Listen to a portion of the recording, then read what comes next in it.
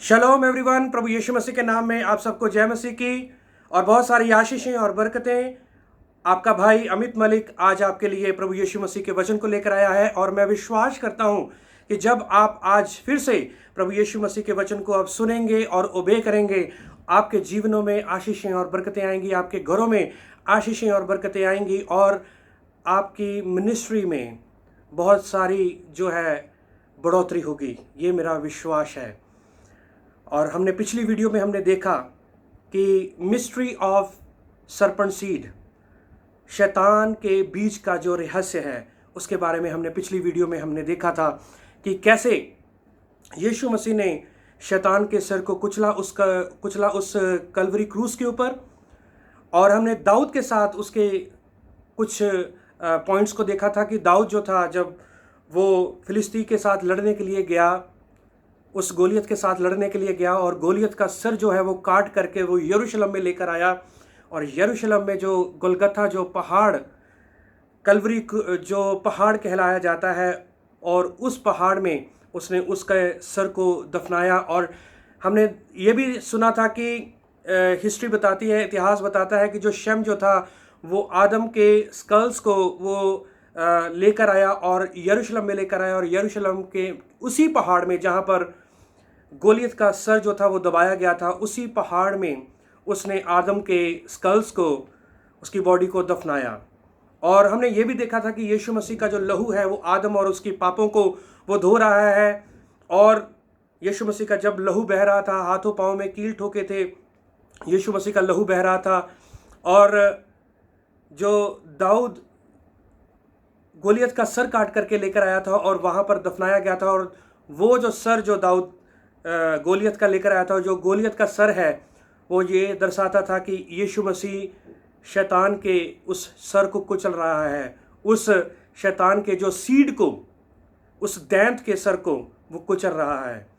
क्योंकि ये जो दाऊद जो था वो यरूशलेम में उस गोलियत के सर को लेकर आया और काट करके लेकर आया, और उसने उस पहाड़ में, कल्वरी पहाड़ में उसको दफनाया। और वो भविष्यवाणी पूरी हुई जो उत्पत्ति 3 अध्याय उसका 15 वचन में, कि स्त्री की संतान तेरे सर को कुचलेगी और तू उसकी एड़ी को डसेगा।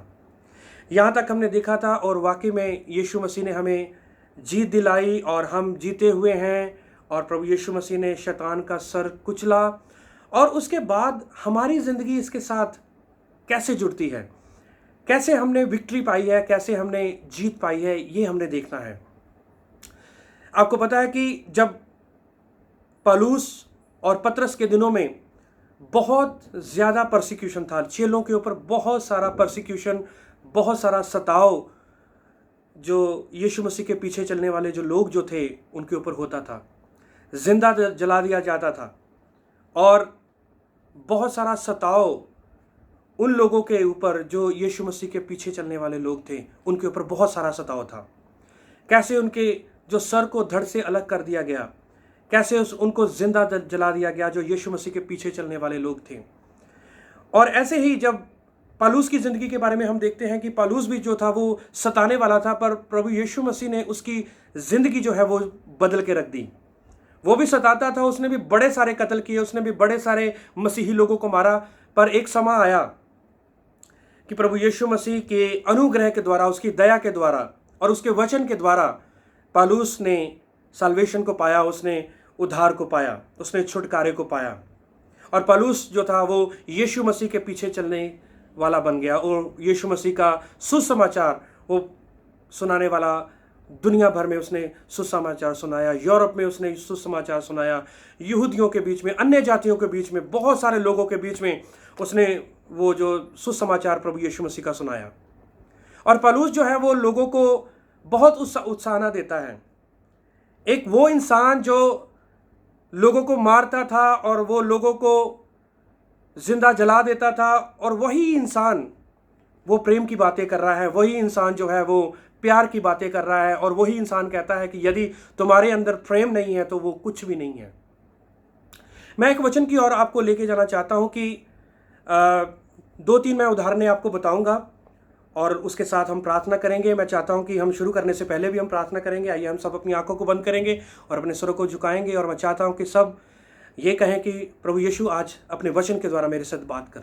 आइए हम प्रार्थना करेंगे। प्रभु यीशु, हम आपका धन्यवाद करते हैं, एक बार फिर से हम आपके चरणों में आते हैं और जो भी हम आज आपके वचन से सीखें और पढ़ें, ये हमारे पर्सनल ज़िंदगी के लिए और हमारी सेवकाइयों के लिए एक बहुत बड़ी आशीष और बरकत लेकर आए। प्रभु यीशु, आपका वचन जो है वो हमारे पाँव के लिए दीपक है और हमारे मार्ग के लिए उजियाला है। इंसान केवल रोटी से ही नहीं बल्कि यहोवा आपके हर एक वचन से जो आपके मुंह से निकलता है उसके साथ जिंदा रहता है। और हम विश्वास करते हैं कि आपका वचन जो है वो वाकई में ट्रूथ है, सच है और हमारी ज़िंदगियों को वो तरोताज़ा करता है। और जितने लोग सुन रहे हैं वो आशीष और बरकत पाएं। ये प्रार्थना हम प्रभु यीशु मसीह के जिंदा और जलाली नाम से मांगते हैं, आमीन। हम बात कर रहे थे परसिक्यूशन के बारे में कि परसिक्यूशन जो है सताव चेलों के ऊपर बहुत हुआ। और जब प्रभु यीशु मसीह अपने चेलों के साथ एक पहाड़ के ऊपर थे, वो मत्ती उसका 16 अध्याय में लिखा हुआ है। मैं चाहता हूं कि हम मत्ती उसका 16 अध्याय में हम चलेंगे और इसमें मत्ती उसका 16 अध्याय में यीशु मसीह अपने चेलों के साथ वो कैसरिया फिलिप्पी के प्रदेश में आया। मैं 2015 में मैं इज़राइल में गया था और मैंने कैसरिया फिलिप्पी का जब शहर मैंने देखा, उस वहाँ पर जगह देखी और वहाँ पर एक पहाड़ था और कहा जाता है कि उस पहाड़ के ऊपर यीशु मसीह अपने चेलों को लेकर गए कैसरिया फिलिप्पी के। और वहाँ पर लिखा है जब कैसरिया फिलिप्पी में जब प्रभु यीशु मसीह अपने चेलों के साथ थे तो प्रभु यीशु मसीह ने अपने चेलों से जो है वो एक क्वेश्चन किया, एक प्रश्न किया। प्रभु यीशु मसीह ने उनको कहा कि कुछ तो यीशु मसीह ने उनसे एक प्रश्न पूछा। यीशु मसीह ने कहा कि लोग मनुष्य के पुत्र को क्या कहते हैं। यीशु मसीह ने अपने चेलों से पूछा कि लोग मेरे बारे में आपके साथ क्या कहते हैं, आपके साथ क्या बात करते हैं या क्या सोचते हैं। उन्होंने कहा कुछ तो आपको एलिया कहता है, कुछ कोई जो है वो यर्मिया, कोई भविष्यवक्ताओं में से कोई एक कहते हैं। पर प्रभु यीशु मसीह ने उनसे पूछा तुम मुझे क्या कहते हो। तो शमाउन जो पतरस, जो मछुएरा था, जो मछलियां पकड़ने वाला था, जो यीशु मसीह के पीछे सब कुछ छोड़ करके वो यीशु मसीह के पीछे हो लिया, उस शमाउन पतरस ने उत्तर दिया, फट से उसने उत्तर दिया, तू जीवते परमेश्वर का पुत्र मसीह है। तू जीवते परमेश्वर का पुत्र मसीह है। उसने ये उत्तर दिया और यीशु मसीह ने उसको कहा, हे शमाउन योना के पुत्र, तू धन्य है, यू आर ब्लेसड। तू धन्य है क्योंकि मांस और लहू ने नहीं परंतु मेरे पिता ने जो स्वर्ग में है ये बात तुझ पर प्रकट की है। और मैं भी तुझसे कहता हूं कि तू पतरस है और मैं इस पत्थर पर अपनी कलीसिया बनाऊंगा और अधोलोक के फाटक उस पर प्रबल ना होंगे। इस लाइन को आप अंडरलाइन करें आप और इसको नोटिस करें। यीशु मसीह ने कहा अधोलोक के फाटक उस पर प्रबल ना होंगे। मैंने आपको जैसे बोला कि मैं इज़राइल में था, तो जब मैंने उस जगह को देखा जहां पर यीशु मसीह ने ये बात पतरस को कही, यीशु मसीह ने ये बात पतरस को कही और कैसरिया फिलिप्पी करके जो जगह उस पहाड़ के ऊपर, और जब मैंने उस पहाड़ को देखा और उस पहाड़ के नीचे एक जगह बनी हुई है और उस जगह का नाम वो है अधोलोक के फाटक, गेट्स ऑफ हेड्स, अधोलोक के फाटक, जहां पर उस टाइम का जो एम्परर जो था, उस टाइम का जो रूल करता था वो वहां पर रह रहा था। और जैसे ही वो एंटर करते हैं तो वहां पर लिखा होता था अधोलोक के फाटक, वहां का जो जगह का नाम था उस पहाड़ के नीचे। और जैसे हमने वो देखा कि वो जो वहां पर जो राजा रहता था, वहां का जो एम्परर जो था, वो मसीह के पीछे चलने वाले लोगों को बहुत ही सताता था। वो जो यीशु मसीह के पीछे लोग चलते थे और जो यीशु मसीह के भीड़ के पीछे लोग चलते थे उनके खिलाफ था वो। और पतरस जो था वो इस बात को लेकर बहुत ही चिंतित था। पतरस वो सोच रहा था कि यीशु मसीह का जो राज्य आएगा, कब ये राज्य जो है, कब ये जो एम्परर जो है वो हटेगा और यीशु मसीह का जो राज्य आएगा। पर प्रभु यीशु मसीह उस राज्य के बारे में नहीं बात कर रहे थे, क्योंकि Yeshu Masih he was not going to rule in that country. वो फिजिकली उस कंट्री के ऊपर या उस प्रदेश के ऊपर या कैसरिया फिलिप्पी के ऊपर वो रूल करने नहीं जा रहा था, बल्कि यीशु मसीह उनको स्वर्ग राज्य की बातें जो है वो स्पिरिचुअली, आत्मिकता में वो कह रहे थे। Earthly story with heavenly meaning, वो जमीन की कहानी होती थी, पर उसका जो अर्थ होता था वो हेवनली होता था, वो स्वर्गीय अर्थ होता था।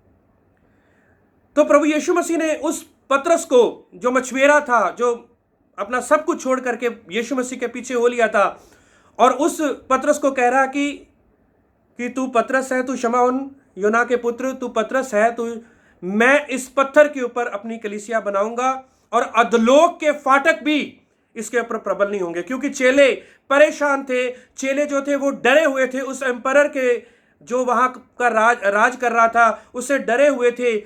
क्यों? क्योंकि वो मसीही लोगों को सता रहे थे, मसीही लोगों के पीछे, मसीह के पीछे चलने के लिए उनको मना कर रहे थे। पर चेले इस बात को लेकर बहुत चिंतित थे। पर यीशु मसीह ने पतरस को यह कहा, तुमको चिंता करने की कोई जरूरत नहीं है, तुमको चिंता करने की जरूरत नहीं है, क्योंकि आज हमारे पांव जो है इस पहाड़ के ऊपर हैं, और ये जो एम्परर जो है, यहां के जो लोग हैं, यहां का जो एम्परर है, वो परमेश्वर के राज्य को, यहोवा के राज्य के अगेंस्ट वो खड़ा भी नहीं हो सकता, कुछ भी नहीं कर सकता। क्योंकि यीशु मसीह ने चर्च के साथ वायदा किया है, यीशु मसीह ने चर्च के साथ, कलीसिया के साथ वायदा किया है। क्योंकि कलीसिया के ऊपर जो अधोलोक के फाटक जो है वो प्रबल नहीं हो सकते। वो जो राजा जो था, उसका जो एंट्रेंस जो थी, जब वो प्रवेश करता था, उस गेट का जो नाम जो था वो अधोलोक के फाटक था, अधोलोक का फाटक। और इसी वजह से यीशु मसीह ने अपने चेलों को सराहना दी, तुम्हें चिंता करने की जरूरत नहीं है, क्योंकि ये किंगडम जो है वो खत्म हो जाएगा, ये राज्य जो है वो खत्म हो जाएगा, क्योंकि यहोवा जो है वो तुम्हारे पांव के तले ये राज्य को कर देगा। क्या ये बात जो है वो वहां पर जो है वो जुड़ती है कि यीशु मसीह ने गोलियत के सर के ऊपर भी वो अपने पैर रखे और शैतान के जो सारे असर को, शैतान के सर को भी कुचला।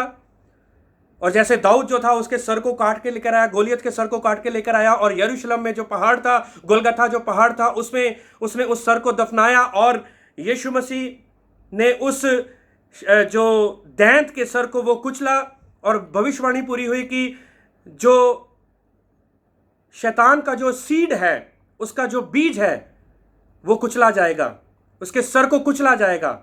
और वो वास्तव में वो भविष्यवाणी वो वाकई में पूरी हुई।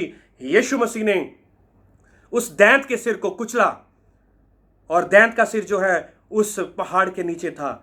और ये दिखाता है कि यीशु मसीह उसके ऊपर भी ओवरकम हुआ, उसके ऊपर भी जयवंत हुआ, और शैतान के सारी प्रधानताओं और उसकी सारी हुकूमतों को उतार करके शैतान का जो है वो खुल्लम खुल्ला तमाशा बनाया। Praise the Lord, hallelujah.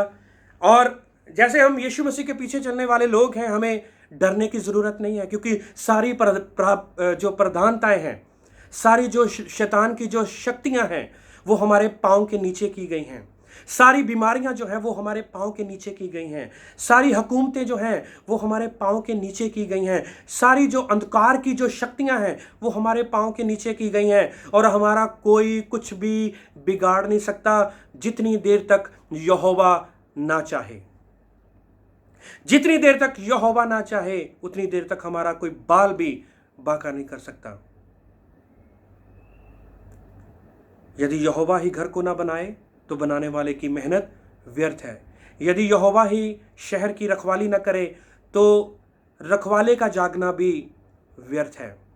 मैं आपको एक और इवेंट में लेके जाना चाहता हूं कि कैसे हमने भी यीशु मसीह के साथ जो है वो शैतान के सर को कुचला है। यदि वो सर है तो हम उसकी देह हैं, क्योंकि वो कलीसिया का सर है और हम उसकी देह हैं। क्योंकि यीशु मसीह ने वायदा किया पतरस के साथ, तू पतरस है और मैं इस पत्थर के ऊपर मैं अपनी कलीसिया बनाऊंगा, और अधोलोक के फाटक इसके ऊपर प्रबल नहीं होंगे।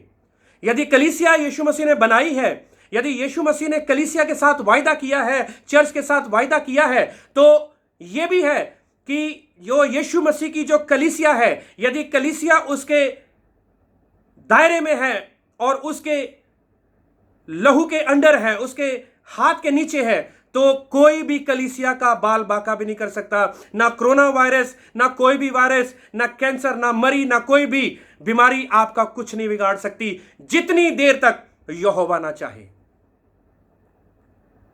और यह सबसे बड़ी बात है कि यीशु मसीह ने कलीसिया के साथ वायदा किया है। और यदि यीशु मसीह कब्र में से बाहर आए हैं तो कलीसिया भी बाहर आई है, क्योंकि हम उसकी देह हैं, वो कलीसिया का सर है। यदि यीशु मसीह सलीब पर गए हैं तो हम भी सलीब पर गए हैं, क्योंकि हम उसकी देह हैं। यदि यीशु मसीह के हाथों पांव में कील ठोके गए तो हमारे भी ठोके गए, क्योंकि हम यीशु मसीह की देह हैं। यदि यीशु मसीह मुर्दों में से जी उठे, प्रेज द लॉर्ड, और मैं प्रभु यीशु मसीह का धन्यवाद देना चाहता हूं, हम भी यीशु मसीह के साथ हम जी उठे और स्वर्गीय स्थानों में हम बिठाए गए हैं। स्वर्गीय स्थानों में पौलुस कहता है कि तुम स्वर्गीय स्थानों में बिठाए गए हो, जो अपने आप की पहचान रखता है कि मैं मसीह में, मैं यीशु मसीह में कौन हूं।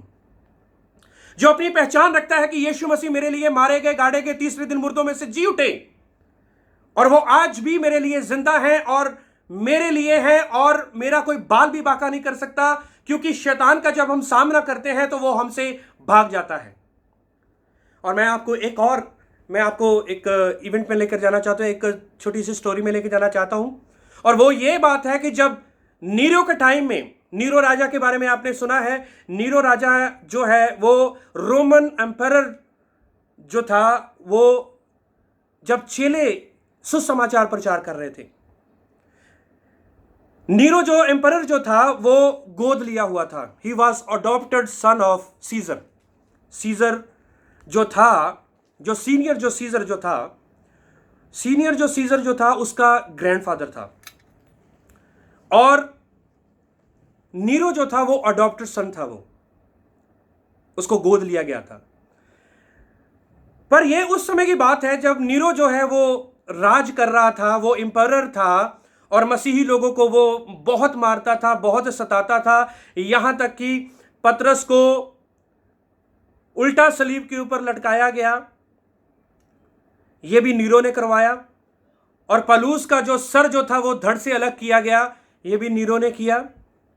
और नीरो जो राजा था, बहुत ही उस टाइम का बहुत ही क्रूकेड राजा, बहुत ही एक जो है बेरहम जो था वो राजा था, और खासकर वो मसीही लोगों के बिल्कुल खिलाफ था वो। और पौलुस जो है वो रोमी जो कलीसिया जो थी, रोम की जो कलीसिया थी, उनको सराहना दे रहा है। जैसे पतरस और उसके चेले वो चिंतित थे कि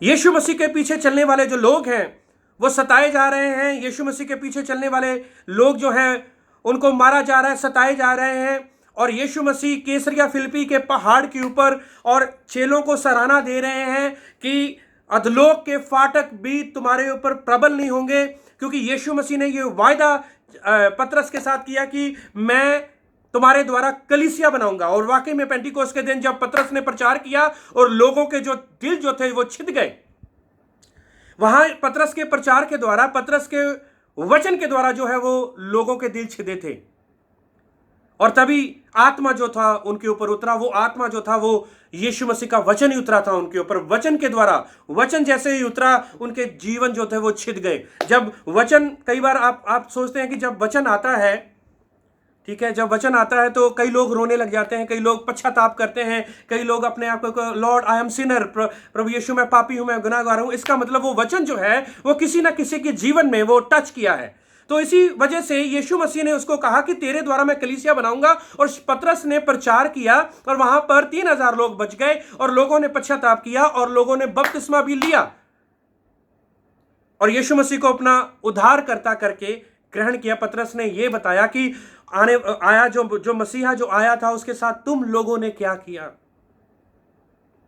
और उसी कलीसिया के साथ प्रभु यीशु मसीह ने वायदा किया था कि अधोलोक के फाटक इसके ऊपर प्रबल नहीं होंगे, ऐसे ही जैसे चेले लोग चिंतित थे, ऐसे ही रोम की कलीसिया जो थी वो चिंतित थी।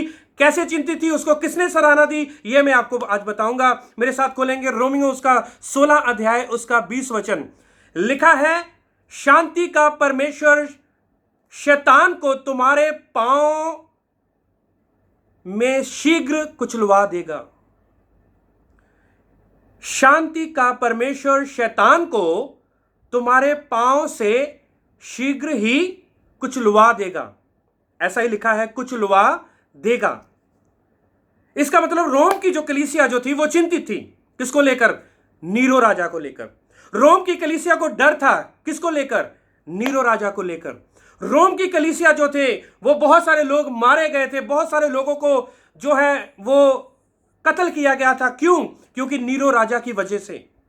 तो पौलुस जो है वो रोम की कलीसिया में आता है और आके बताता है कि शांति का परमेश्वर शैतान को तुम्हारे पांव से शीघ्र कुचलवा देगा। तुम्हारे द्वारा कुचलवाएगा, कलीसिया के द्वारा कुचलवाएगा। हालेलुया।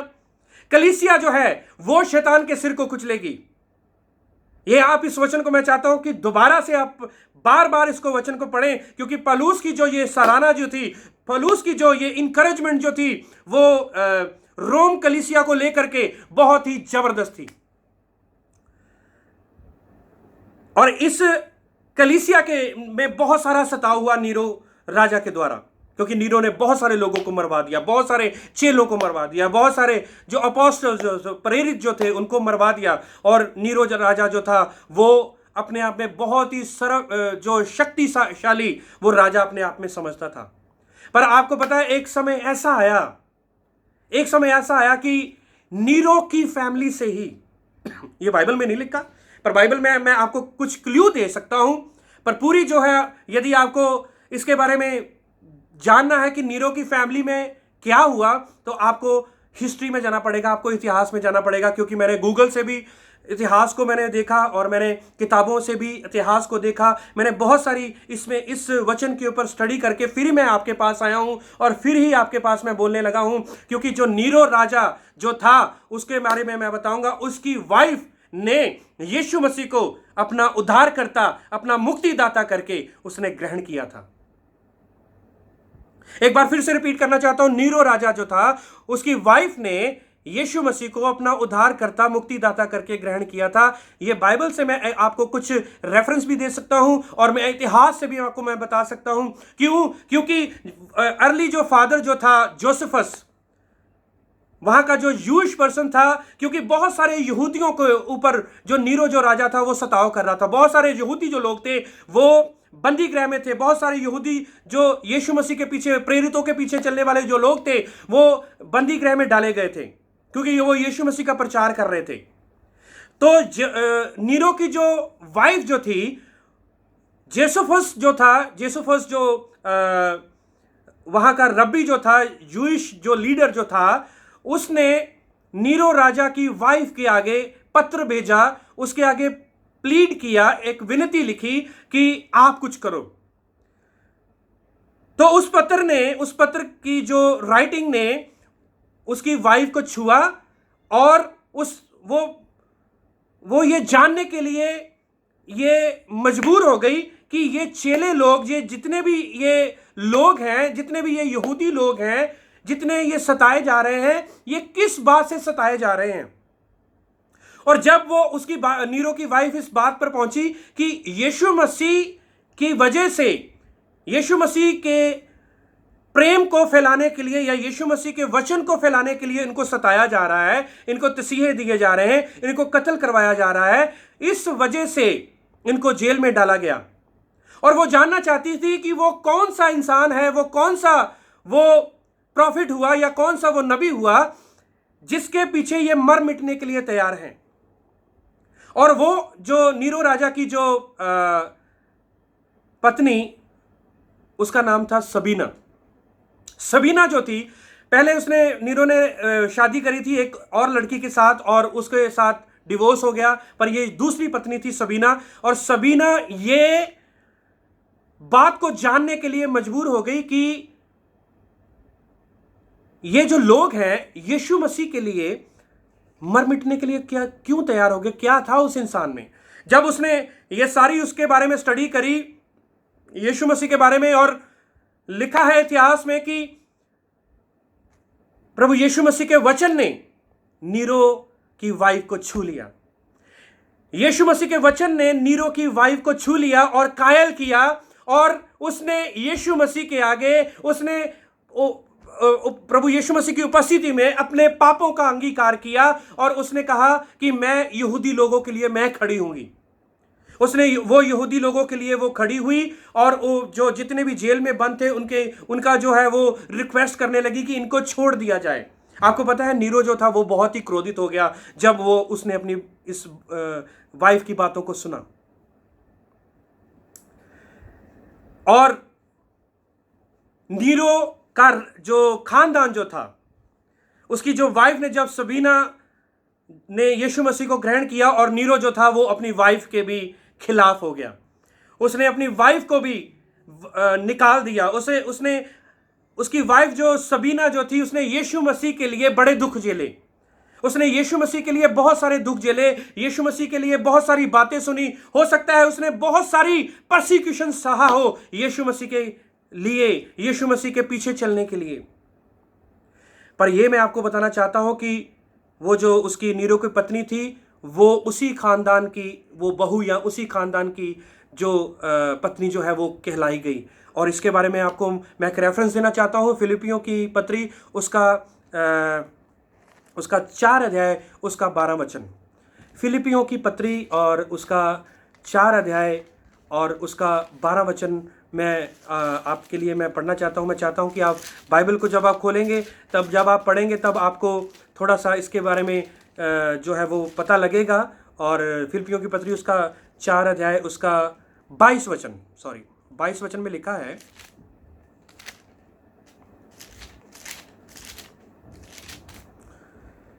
इक्कीस वचन से मैं पढ़ना चाहता हूं। लिखा है, हर एक पवित्र जन को जो मसीह यीशु में है नमस्कार कहो।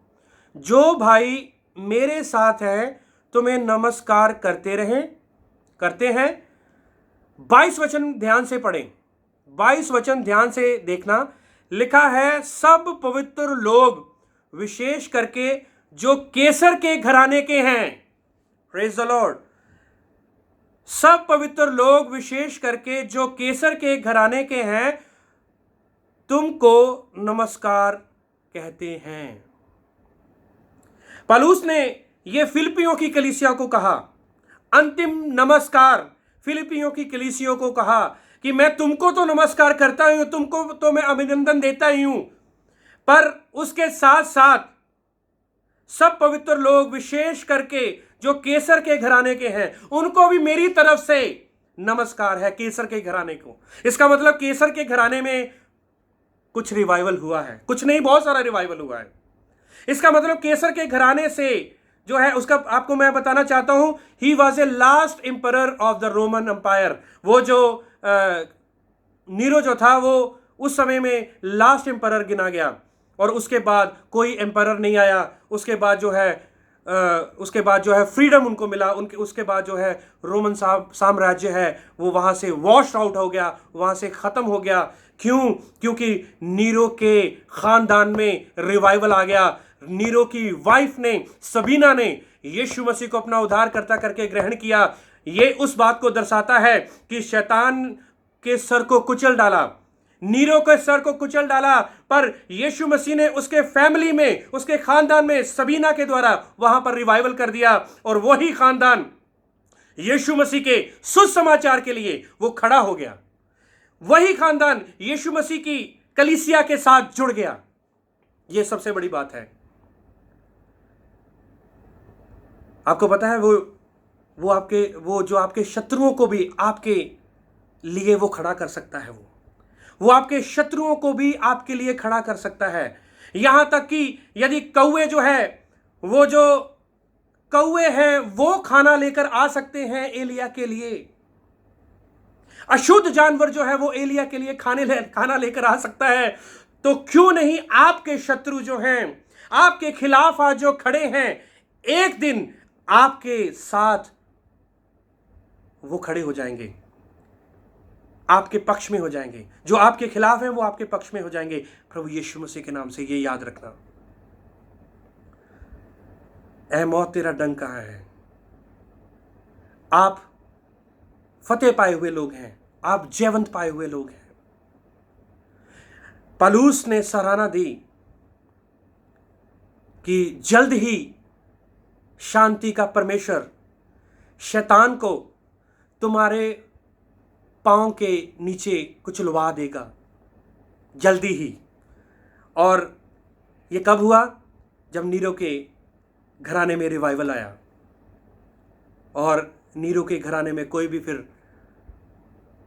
परसिक्यूट करने वाला नहीं रहा, बल्कि उसका परिवार सबीना के द्वारा वो जुड़ गया कलीसिया में और यीशु मसीह के कार्यों को करने लग गया। जो आज आपके खिलाफ हैं वो आपके साथ खड़े हो सकते हैं, but you have to wait upon the lord. आपको यहोवा की बाट जोना है, आपको यहोवा के वचनों पर खड़ा रहना पड़ेगा, आपको यहोवा के वचनों पर चलना पड़ेगा, आपको सब्र करना पड़ेगा। और देखना, यहोवा आपको विक्ट्री देगा, आपको जीत दिलाएगा। यहोवा ही हमें सराहना देता है, उसका वचन ही हमें सराहना देता है। कैसे वो सराहना देता है? उसका वचन। कैसे यीशु मसीह ने अपने चेलों को सराहना दी कि एम्परर से डरने की ज़रूरत नहीं है, हाकिम से डरने की ज़रूरत नहीं है, क्योंकि अधलोक के फाटक कलीसिया के ऊपर प्रबल नहीं हो सकते। वो राजा जो है, अधलोक के फाटक जो है उसके जो है उसके वो कलीसिया के ऊपर प्रबल नहीं होंगे। पौलुस ने जो रोम की कलीसिया को कहा 16 अध्याय में कि शांति का परमेश्वर शैतान को तुम्हारे पाँव से कुचलवा देगा। और वाकई में कलीसिया के द्वारा ही वो जो शैतान को कुचलवाया गया। कहाँ पर? नीरो की फैमिली में, सीजर की फैमिली में। और वो सीजर जो यीशु मसीह को सताया, जो सीजर जो यीशु मसीह के खिलाफ था, वो सीजर जो यीशु मसीह के चेलों के खिलाफ था, उसी के खानदान में रिवाइवल आ गया। उसी के खानदान में एक ऐसी औरत को खड़ा कर दिया जो यहूदियों के लिए वो खड़ी हो जाए।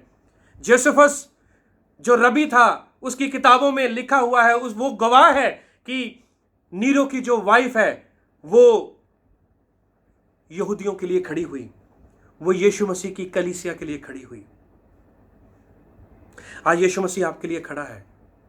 आज यीशु मसीह आपके लिए लड़ाई लड़ने के लिए तैयार है।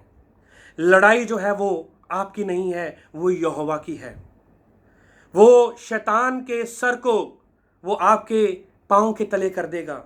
सारी प्रधानताओं को उसने तले कर चुका है। वो आप जीते हुए हैं और आप हारे हुए नहीं हैं। और यही हमारी जो जिंदगी है, यही मिलती है उस क्रूस के साथ। यही हमारी जिंदगी जो है, हमारी जो जिंदगी है उस पहाड़ के साथ, उस कलवरी क्रूस के साथ, उस यरूशलेम का जो पहाड़ है, गोलगथा का जो पहाड़ है, कलवरी का जो पहाड़ है, उसके साथ हमारी जिंदगी मिलती है। जब यीशु मसीह क्रूस के ऊपर था तो शैतान का सिर कुचला जा रहा था। जब यीशु मसीह क्रूस के ऊपर था तो आदम और उसका जो वंशज जो था वो पूरा यीशु मसीह के लहू से वो धोया जा रहा था। और आप और मैं यीशु मसीह के लहू के द्वारा धुल चुके हैं। और आप और मैं, हम यीशु मसीह के लहू के द्वारा हम खरीदे जा चुके हैं। और हम अपने आप में नहीं हैं, बल्कि हम यीशु मसीह के हैं। यीशु मसीह प्रधानताओं को बदल के रख देगा। यीशु मसीह देशों और देशों को बदल के रख देगा। और टाइम आने दो, हर एक घुटना टिकेगा, हर एक जुबान अंगीकार करेगी कि यीशु मसीह ही प्रभु है। हर एक राजा, हर एक प्रधानमंत्री, हर एक मुख्यमंत्री, हर एक प्रेसिडेंट जो है, राष्ट्रपति है जो है, वो यीशु मसीह के आगे झुकेंगे कि he is the lord, he is the saviour of this world. वही मार्ग है, वही सत्य है और वही जीवन है। क्या आप विश्वास करते हैं? यदि आप विश्वास करते हैं तो मेरे साथ ये प्रार्थना करें। प्रभु यीशु, हम आपका धन्यवाद करते हैं। एक बार फिर से हम आपके चरणों में आते हैं। हमने आज आपके वचन को सीखा है।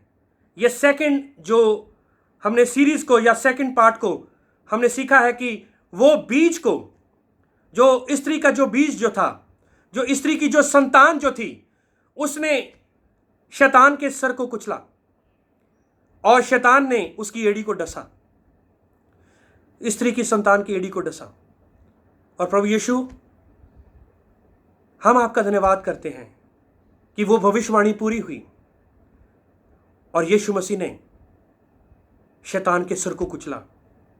और स्वाभाविकता में जब दाऊद ने गोलियत का सिर यरूशलेम के उस पहाड़ में दफनाया था और यीशु